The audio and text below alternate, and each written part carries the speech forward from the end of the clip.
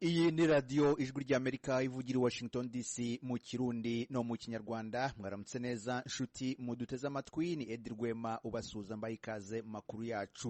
Tudatinze duhere ku makuru yo hirya no hino ku isi twayateguriwe na Aloys Bigirimana.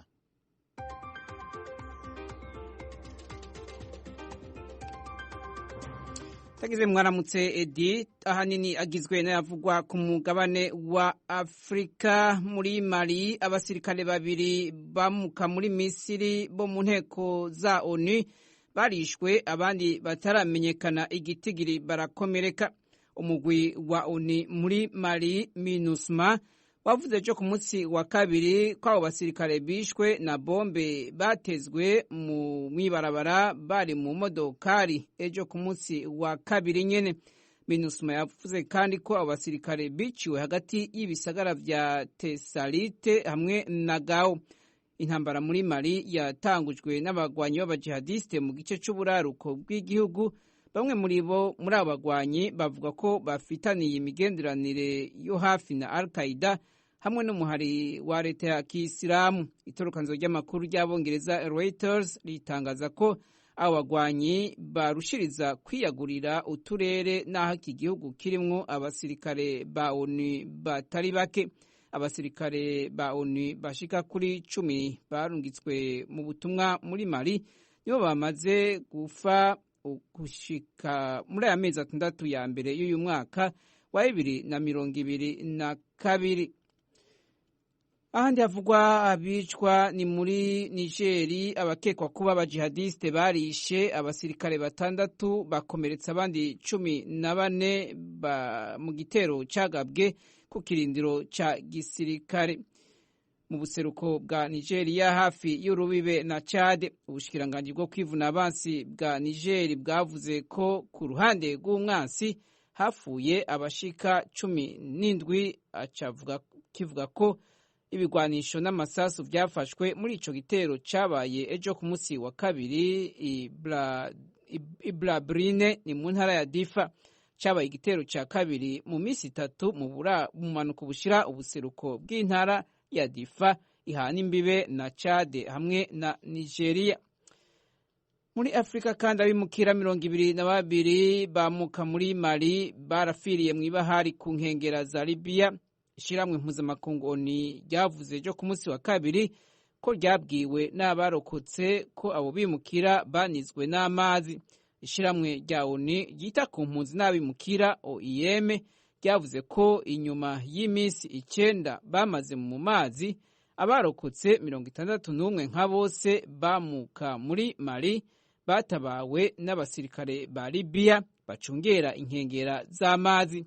Umuvugizi wa OIM Safa Museheli yavuze ko abo bimukira bandurutse ku itariki ya 22 z'ukwezi kwa gatandatu guheze bava mu gisagara ca Zuwara muri Libya hafi y'urubibe rwa Tunisia bari mu bwato bw'imbaho.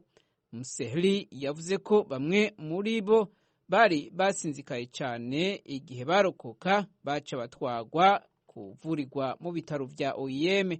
Libya yabaye muhora w'abimukira baja ku mugabane wa Buraya kuva mu 2011 inyuma yaho Muammar Gaddafi akuriwe ku butegetsi n'ishirahamwe OTAN.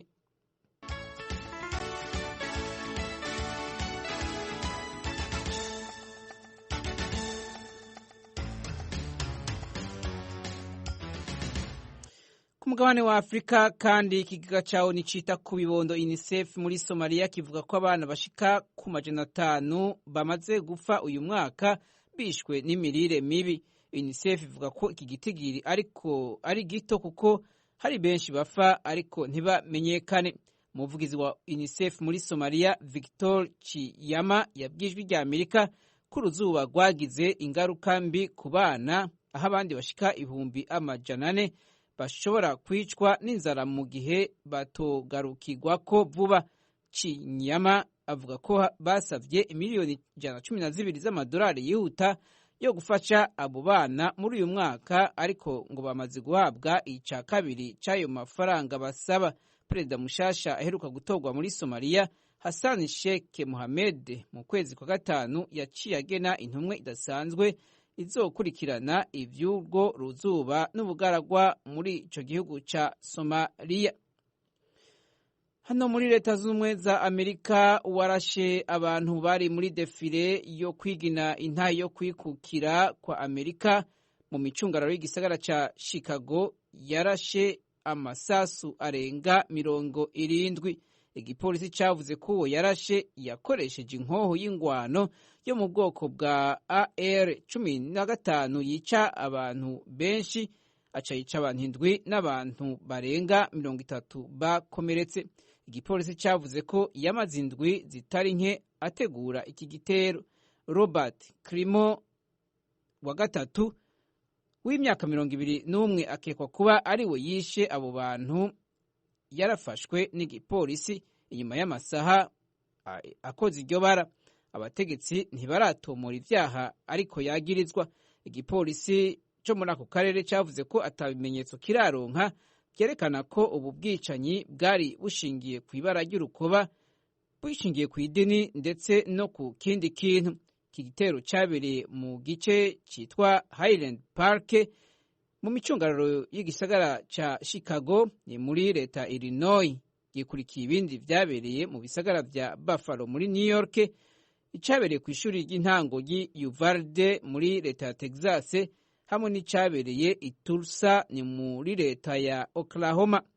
Perezida Joe Biden nk'uko yabimenyereye yaratangaje avuga ko we hamwe n'umutambukanyi wiwe Jill Biden bababajwe n'ubwo bwicanyi.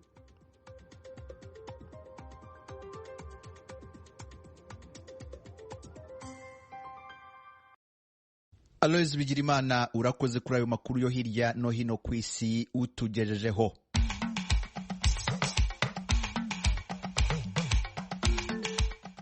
Ukomeje kumva radio Ijwi ry'Amerika ivugira i Washington DC mu Kirundi n'Ikinyarwanda. Mudukurikire no ku rubuga rwacu rwa internet kuri wa3.radio@voa.com no kuri YouTube, Instagram na Facebook. Adresi yacu ni VOA Radio yacu. Mu Rwanda kandi twumvikana kuri FM 104.3 y'Ijwi ry'Amerika, naho mu Burundi turi ku mirongo migufi kuri metero 25, 31 na metero 41. Kuri uyu wa gatatu, Perezida w'u Rwanda Paul Kagame n'uwa Congo Felix Tshisekedi baragirana ibiganiro imbona nkubone mu murwa mukuru wa Angola, Luanda. Eka ko nta kintu kinini kiva mu biganiro byabo, kubera ko iyo urebye buri ruhande uburyo rusa nkaho ruhagaze ku byo rwemera. Uyu ni Professor Omar Khalfan ubinaha muri Leta Zunze Ubumwe za Amerika. Mu turere dutandukanye tw'igihugu, ibihe by'imvura n'izuba byagiye biza mu buryo butunguranye, bizatuma abaturage benshi bahura n'inzara mu Rwanda. Ayo makuru n'ayandi twabateguriye ni mu kanya, ntimujye kure, muracyari kumwe nanjye Edi Rwema.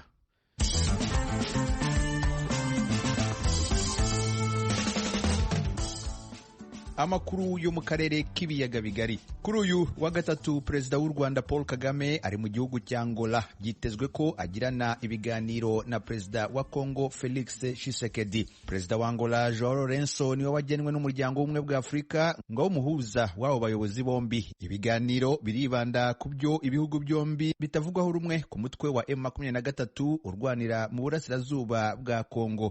Mugenzi wacu Tim Ishimwe yavuganye n'impuguke mu bya politike mpuzamahanga Professor Omar Khalfan uri naha muri Amerika, amubaza icyo abantu bakwitega gishobora kuva muri iyo nama. Ubundi muri politiki mpuzamahanga nangwa politiki twita politiki mpuzabihugu, umuntu yavuga ko diplomasi ni ikintu cyiza. Ibyo bagiye gukora ni ukuvuga ngo guhura kwabo bizaba ari uburyo bwo kuganira, kureba uburyo ibibazo bihari byakemuka mu rwego rwa diplomasi. Ariko nkeka ko nta kintu kinini kizava mu biganiro byabo, kubera ko iyo urebye buri ruhande uburyo rusa nkaho ruhagaze ku byo rwemera, ni ukuvuga ngo Perezida Kagame ahagaze nangwa se ntashaka kuvirira kuba yafashe umutwe wa M23.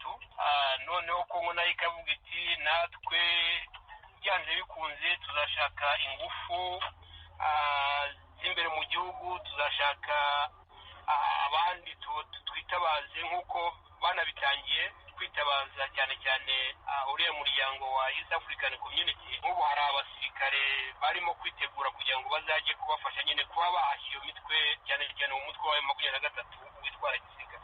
uvuze ko guhura kwabo nta kintu kinini bishobora kugeraho. Ahangaha urashaka kumvikanisha ko guhura kwabo atari ubushake bwabo nk'abaperezida b'ibihugu bagize kugira ngo barebe ko umwuka mubi uri hagati y'ibihugu byombi ukemuka? Buriya cyane cyane navuga ngo umukuru w'igihugu uwo ari we wese iyo asabwe umubonano mu rwego rwa diplomasi, nkeka ko kuwanga cyane cyane yaba abisabwe nk'umuhuza ikindi gihugu, nk'umukuru w'ikindi gihugu cyo mu karere nk'uko bazahura muri Angola nuko bahura no mu kindi gihugu. Ngira ngo ni gakeya umukuru w'igihugu ashobora kuvuga ati ntabwo nshaka kuzahura na kanaka, cyane cyane iyo ari umukuru w'igihugu nka mugenzi we, kubera ko uretse wenda n'icyo kibazo kiba gihari, hari ibindi baba bashaka kugira ngo baganire. Ariko nagira ngo mbisubiremo ko nta kintu kinini kizavamo, cyane cyane ku ruhande rwa Kagame aravuga ati yewe ntabwo nemera, ndahakana yuko mfasha M23, ariko ibyo ntabwo ariko bimeze. Kagame niwe wayishinze M23, uretse no kuyifasha niwe wayishinze. Wowe ibyo ngibyo ko ubyemeza, ibimenyetso by'uko yayishinze kandi ayifasha ubikurahe? Ubwo cyaba ari ikiganiro kirekire ko twajya mu mateka, ariko genda umuntu wakoze mu nzego z'iperereza z'u Rwanda, ni umuntu wakoranye n'abasirikare, nigishije abasirikare bakuru abo bita senior officers mu rwego nabigishije hari Nyakinama mu majyaruguru y'u Rwanda. Ni umuntu ufite amakuru ahagije, ariko nanone usubiye inyuma gatoya wareba muri 2012 ubwo M23 nabwo yazamuraga umutwe, kajya n'inyuma gatoya aho u Rwanda rwahakanye rwivuye inyuma inshuro zirenga nyinshi cyane, ruvuga ruti ntabwo twebwe dufasha, ntabwo ari twebwe. Ariko nyuma ngira ngo muri 2013 mwarayibonye ko hagati ya 2012 na 2013 mwarayibonye ko u Rwanda rwemeye ko rwari muri Kongo, rwagiye muri Kongo, rwemera rurimo ruvamo. Ariko umutwe wa M23 wo uvuga ko uharanira inyungu z'abaturage bo muri Kongo bakoresha ururimi rw'ikinyarwanda kandi bakomoka mu bwoko bw'abatutsi. Ubona hari ikintu ibi bishobora guhindura haba mu maso y'abanyekongo, abanyarwanda, ariko by'umwihariko abo M23 ivuga ko iharanira inyungu zabo? Ngira ngo yenda ugarutse kuri iyo fata urimo kuvuga ko M23 iharanira uburenganzira rw'abanyekongo bavuga ikinyarwanda, aho ngaho byakumvikana. Gusa nuko yakubwanye nk'amakuru ufite ni umutwe washinzwe hakurikijwe inyungu za politiki, cyane cyane ibyo u Rwanda rwishakira muri Kongo. Ntabwo nkeka ko M23 kugira ngo ishingwe, nubwo amazina yagiye anyurana kugeza ubwo nyine dufite M23 kugeza ubu ngubu, ntabwo hari ibintu bita political motivation n'impamvu, icyo wakwita impamvu ya politiki runaka yatuma koko abantu bavuga bati turi hano turarwanira iki n'iki. Iyo ntabwo ikintu kinini kigaragara kugeza ubu, ntabwo ari ukuvuga ngo M23 irarwanira abanyekongo bavuga ikinyarwanda. Nibyo uwo mutwe niko uvuga mu mahame yawo, ariko iyo urebye akenshi ugendeshwa n'inyungu za Paul Kagame n'inyungu za politiki zo mu karere. Ndagushimiye cyane ku mwanya wahaye Ijwi ry'Amerika. Murakoze namwe kuba mwantumiye. Mu turere dutandukanye tw'igihugu, ibihe by'imvura n'izuba byagiye biza mu buryo butunguranye, bizatuma abaturage benshi bahura n'inzara. Mugenzi wacu Assumpta Kaboyi yasuye akarere ka Kamonyi mu ntara y'Amajyepfo y'u Rwanda. Mu bihe bisanzwe nk'ibi by'impeshyi wasangaga hirya no hino imyaka yeze, abaturage bafite amafaranga kuko babashaga kugabanya ku byo bejeje bagasagurira amasoko. Gusa ibyo bihe bamwe mu baturage bo mu mirenge itatu, Rugobagoba, Nyamiyaga na Gacurabwenge, bavuganye n'Ijwi ry'Amerika, bagaragaje ko no kuzabona ibyo kurya bitaboroheye. Kweza ntako, ubuzima mbega ntabwo. Amasaka se wayakura ibyo bishyimbo se ko mironko ubu ngubu muri iyi minsi noneho yazamutse yageze kuri 800 igihumbi, aribwo birangiye kwera. Aho wezaga nk'umufuka ukaheza mironko nk'icumi cyangwa 20. Imvura yabaye nkeya, izuba ryaje kare, habayeho igihombo. Nashoboraga kuba nakezenda nka toni nk'eshatu z'imyumbati, ariko ubu ngubu nta na toni twabonye. Murejeje amasaka? Oya, yararumbye nabi kubera izuba. Yewe nta kintu, n'ibishyimbo byararumbye, ubu nta kintu twejeje mbese muri make. Impeshyi sinzi ko tuzayivamo none. Aba baturage bumvikanisha ko amasambu yabaye mato, bagasaba leta kubashakira uko babona indi mibereho idashingiye ku buhinzi. urabona ko ubuhinzi bugenda buhindura isura. Ubutaka ni bukeya, hakagombye kujyaho ubundi bushobozi leta ifashamo umuturage nk'ibikorwa remezo, amashanyarazi akagera mu cyaro. Nturuka mu murenge wa Nyamiyaga, tugize amahirwe nk'Ingoma hakaza umuriro, n'uru rubyiruko ruvuga ngo rwabuze icyo rukora, umuriro ubaye uhageze ahantu hagaturwa, icyaro kigasa naho gihinduye isura. Ntitwubakire ku bintu bya kera, bya bindi twari dushingiyeho by'ubuhinzi, ubworozi. Ibyo bikorwa remezo umuturage yabishingiraho, ubuzima bugahinduka, agakora ibindi, ubusuderi bwahaza. Nubwo biruko ariko hari ikindi cyiciro cy'abaturage baturiye ibishanga bo bemeza ko ubuzima bwabo bumeze neza muri iki gihe. Heje amashaza, imiteja, intoryi. Mwebwe mumeze neza? Tumeze neza. Mwegereye igishanga? Twegereye igishanga. Reka nta bukene buhari, imyaka ireze. Kugeza ubu leta ivuga ko nubwo hari aho imvura yagiye kare bitabujije abaturage kweza uko bisanzwe. Bucagu Sharire ni umuyobozi mukuru wungirije w'ikigo cy'igihugu gishinzwe guteza imbere ubuhinzi n'ubworozi RAB, ashinzwe ubushakashatsi mu buhinzi no gusakaza ibyavuye mu bushakashatsi. Ntabwo twagize imvura mu bice na bimwe yagiye kare, ubwo rero ariko hasigaye kureba ngo niba hari ingaruka byagize ku musaruro, nibyo turiho tureba. Kereka iyo habaye ibihe bidasanzwe by'izuba ridasanzwe, imyuzure ishobora gutera ikibazo hanaha, icyo gihe leta iragoboka kuba dufite ibigega bigoboka, ariko muri iki gihe nta bigaragara yuko ari ahazagira ikibazo cy'ibura ry'ibiribwa. Icyo tubona gusa ni ibiciro bizamuka ku masoko. Uyu muyobozi ariko yemera ko ku masoko ikibazo cy'izamuka ry'ibiciro ku bihingwa gikomeje gutumbagira. Ibintu asobanura ko biterwa n'intambara iri hagati y'Uburusiya na Ukraine yatumye ibituruka kuri peteroli bihenda cyane. Bwana Bucagu yumvikanisha ko igiciro cya lisansi na mazutu kiri hejuru gituma n'abacuruza imyaka bazamura igiciro cyabo kuko baba bagiye kwitwara bibahenze. Assumpta Kaboyi, Ijwi ry'Amerika, i Kigali. Mukomeje gutega amatwi radiyo Ijwi ry'Amerika. Impunzi z'abarundi zo mu nkambi ya Lusenda iri mu burasirazuba bwa Repubulika ya Demokarasi ya Kongo zirasaba HCR kongera amafaranga yo guhahisha kuko ayo babona buri kwezi ari make. Ni inkuru y'umunyamakuru w'Ijwi ry'Amerika Vedaste Ngabo uri Uvira muri Kongo. Izi mpunzi zo muri nkambi ya Lusenda zimaze ibyumweru bibiri zihawe amafaranga yo guhahisha n'ishyirahamwe rya PAMU, zivuga yuko abenshi amafaranga yaheze bitewe n'uko ibiciro byifashe ku masoko. Philippe Misago ni impunzi yo mu nkambi ya Lusenda, aba muri village y'Icyenda, agaragaza yuko bugarijwe n'inzara bitewe n'uko bahawe amafaranga make yo guhahisha. Ubu turiko dupokera 19,500 ku kwezi. Uravye ingene ibiciro by'ibintu byaduze biteye ubwoba. Agafuko k'umuceri kageze ku mafaranga 60,000. Akubufu ni nkuko nyene ibintu byo kuvuga. Amavuta ikidumu irikira ko gagera 65,000. Dusanga umuntu ariko arapokera amahera adashobora kuba yomumaza n'indwi n'inusu mu bana. Tubona ari ibintu biteye ubwoba, ahubwo twabuza ducyana natumira twaguma tubasabe nimba tumuri system y'amahera bicare bavugane bajane nibihe baraba ibiciro bigeze batwongereza amafaranga n'ukuri amafaranga turiko turapokera kintu kimwe ashoboye kutumarira. Uyu mugore muri village ya mbere uzwi ku izina rya Kwizera Imana Aline nawe yerekana yuko bahura n'ibibazo by'inzara bitewe n'amafaranga make bahabwa yo guhahisha. Anjewe mfise itayi 9 ndaronka 175,500 rero ngiye gusumira abana ifungurwa bijanye n'ukungene byaduze. Nguze ubufuko bubiri bwa semure nkacangura agafuko k'umuceri, amafaranga yose acahera kandi ntararonka twaduharage, ntararonka kunyu, ntararonka amavuta, ntararonka n'udukara. None inzara n'ukuri iraje ikintu nosaba k'ibintu byose byaduze batugarurire fware y'ifungurwa. Izi mpunzi zo muri inkambi zigaragaza kandi ko nubwo amafaranga zihabwa ari makeya bigoye kuri zo kujya gushakira imibereho muri mwe mu bice bya teritwari ya Fizi bitewe n'uko harangwa umutekano muke.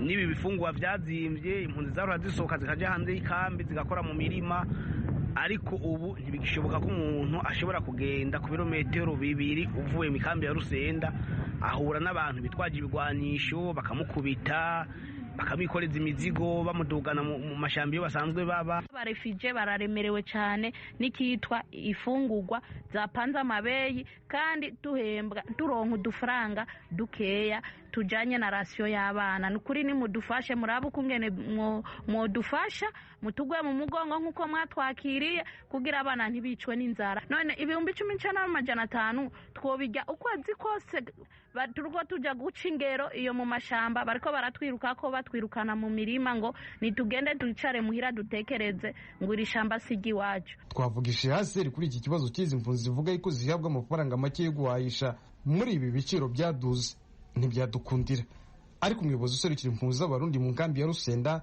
Jimmy Bishemeye avuga yuko icyo kibazo cy'amafaranga impunzi zihabwa atajyanye n'uko ibiciro byashe ku masoko bakigejeje muri ASR babwira yuko izakigaho. Oveda Sengabo, Ijwi rya Amerika, Uvira. Tugaruke mu Rwanda. Akarima k'igikoni gahingwamo imboga zitandukanye gafasha ababyeyi benshi bafite abana bato mu nkambi y'impunzi ya Mahama isanzwe ifite abana benshi bari hasi y'imyaka 5 bagera hafi ku 9,000. Ni inkuru twateguriwe n'umunyamakuru w'Ijwi rya Amerika Thierry Ndayishimiye. Iyo ushitse muri iyo kambi ya Mahama uhasanga uturima bitu tw'igikoni kuri buri muryango duteyemo imboga z'ubwoko bwose zirimo irengarenga, epinari, intore, ibitunguru n'ibindi. Ababyeyi bafise abana bato bari munsi y'imyaka 5 bavuganye n'Ijwi rya Amerika batangura bavuga uko byabagendekeye bagishika mu ikambi kubijanye no kugaburira abana kuko atamboga zaharangwa. Ico gihe nta na mikoro yo kuzigura bari bafise. Tukihashika nyene byaratugora kuko twari bwiyakire utwari yakiriye baragwara kwakiriga isuku yashika byaratugora no kumenyera kurya twebwe kenshi byaratugora pe tumenyera ubwo n'ibigori n'ibishyimbo ntabwo twari tumenyereye kuko twashyize mu mabroke mu matente kuko twebwe ibyo guhinga nta n'ibyo twari tumenyereye naho twahabona ntitwibuka kubirima twavuga ngo tuzotaha turabireka. Muri iki gihe abo babyeyi barashima ukuntu begerejwe uturima tw'igikoni bagasubira kuronka aho basoroma imboga zifise akamaro gakomeye ku bana n'abakuze cyane cyane n'ababa bafise indwara zibasaba gufungura imboga.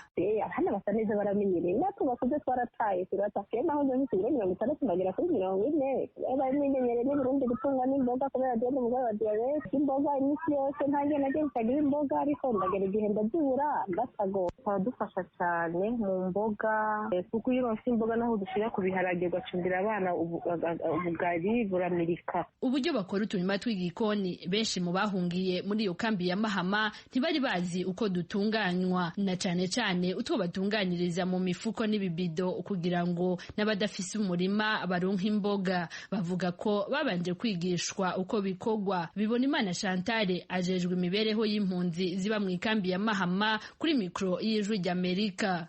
Uko bagerageza babona utwo turima tw'igikoni baragerageza by'ukuri kudukoresha nk'uko bashoboye.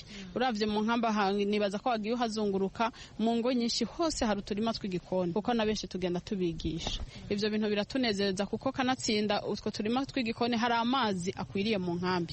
Ico turagishima cyane, turashimira leta y'u Rwanda mu buryo budasanzwe kuko inkambi ya Mahama niyo nkambi ngira ya mbere ifise amazi mu nkambi.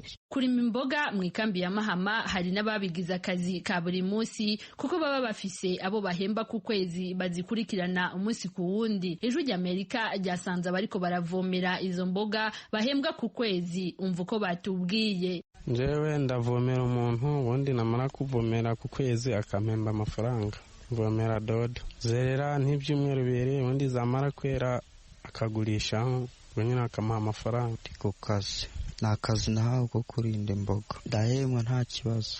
Nayo ibijanye n'ikibazo cyo gufungura nabi mu bana baba mu ikambi ya Mahama, ubuhagarariye ubushikiranganje bujejwe gutabara imbabare Eminema vuga neza Andre yabwiye Ijwi rya Amerika ko benshi mu bana bari mu ibara ry'agahama ni ukuvuga abagwaye kwashi usanga bafise ibindi bibazo bavukanye. Abandi rero bavamo ariko nabo usanga bidaterwa n'ikibazo cyo kubura ibiryo, akenshi usanga ari uburangare bw'ababyeyi. Ariko hari gahunda zitandukanye, buri centre de santé hano mu nkambi ifite gahunda ya nutrition. Ababyeyi barigishwa, abana bakabafasha kubona ifunguro ribakura mu muhondo kugira ngo basubire mu cyatsi nk'abandi bana.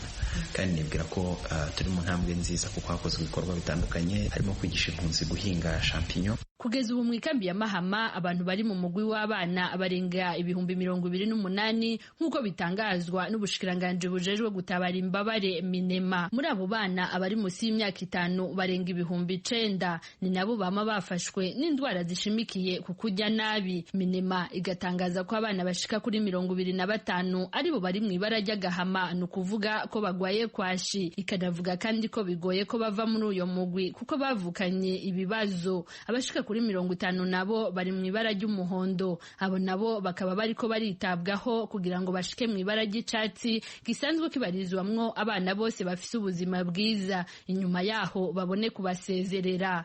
Thierry Ndayishimiye, Ijwi ry'Amerika, Kigali. Mukomeje gutega amatwi radio Ijwi ry'Amerika ivugira i Washington DC. Ubu naho tugeze kuri wa mwanya tubagezaho ikiganiro Amerikana kibanda ku byabaye mu bihe byahise no mu bihe turimo. Twagiteguriwe na mugenzi wacu Thomas Kamirede. Mwaramutse neza. Ku itariki ya 21 y'ukwezi kwa gatandatu 1788 itegeko nshinga rya Leta Zunze Ubumwe za Amerika nibwo ryemejwe burundu. Ikaze mu kiganiro Amerikana.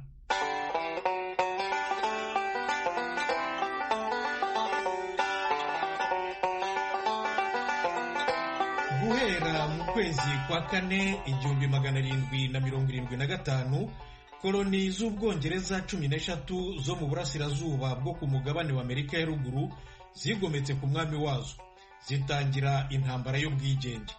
Ku itariki ya kane y'ukwa karindwi 1776 zatangaje ku mugaragaro ko koko zigenze, ziyambura izina rya koloni, zivuga ko zibaye leta kandi zishyira hamwe zikora igihugu kimwe cyitwa Leta Zunze Ubumwe za Amerika. Ariko rero nazo buri yose zari zigitsimbaraye ku bwigenge busesuye bwazo, zigahuzwa gusa n'inama y'intumwa zazo yanditse amasezerano y'ubumwe bwazo. Buhoro buhoro baje gusanga aya masezerano ajegajega, maze batekereza ikindi cyaba gifite ingufu kurushaho. Nguko uko igitekerezo cy'itegeko nshinga cyavutse. Inama y'intumwa za leta 13 yari iteraniye mu mujyi wa Philadelphia muri leta ya Pennsylvania mu burasirazuba bw'igihugu. Yatangiye kuryandika mu kwezi kwa gatanu 1787. Yaripfundikiye neza kandi iryemeza nyuma y'amezi hafi 4 mu kwa 9 muri uwo mwaka w'1787. Iri tegeko nshinga ryashyizeho inzego z'ubutegetsi zo ku rwego rw'igihugu cyose zitari zarigeze zibaho kandi zifite ingufu, arizo urwego nshingamategeko Congress, urwego nyubahirizategeko ruyobowe n'umukuru w'igihugu, n'urwego rw'ubucamanza rukuriwe n'urukiko rw'ikirenga, n'uburyo zose zigomba kuzuzanya no kugenzurana. Mu ngingo yaryo ya 7 ryateganyije kandi ko mbere y'uko ritangira gushyirwa mu bikorwa ryagombaga kubanza kwemezwa byibura na leta 9, nuko inteko y'intumwa ihita koko iryoherereza leta zose uko ari 13.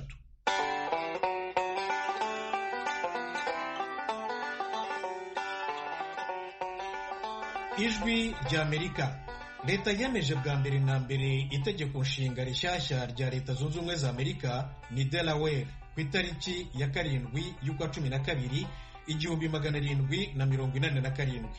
Nyuma y'iminsi 5 ku matariki atandukanye kugera ku ya 23 y'ukwa 5 1788, Delaware yakurikiwe n'izindi leta 7: Pennsylvania, New Jersey, Georgia, Connecticut, Massachusetts, Maryland na South Carolina. Ku itariki ya 21 y'ukwa 6 1788, leta ya New Hampshire yabaye rero iya 9 yemeje itegeko nshinga rishya rya Leta Zunze Ubumwe za Amerika, bityo ritangira gukurikizwa. Abahanga mu by'amateka no mu by'amategeko bemeza ko ari ryo rya mbere na mbere mu mateka ryanditswe mu bihugu byo mu burengerazuba bw'isi. Nshuti zacu, ikiganiro Amerikana cy'uyu munsi ntagihumurije. Mbashimiye ko mwagiteze amatwi, maze rero mugire umunsi mwiza, umunsi w'amahoro. Mwari kumwe na Thomas Kamirindi. Murakarama.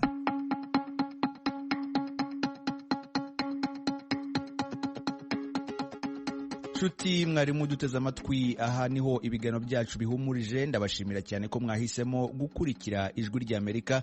Nshimira na bagenzi banjye bose bagize uruhare muri ibi biganiro. Kuri mikoro mwari kumwe nanjye Edi Rwema, mbasezeho mbifuriza amahoro n'amahirwe.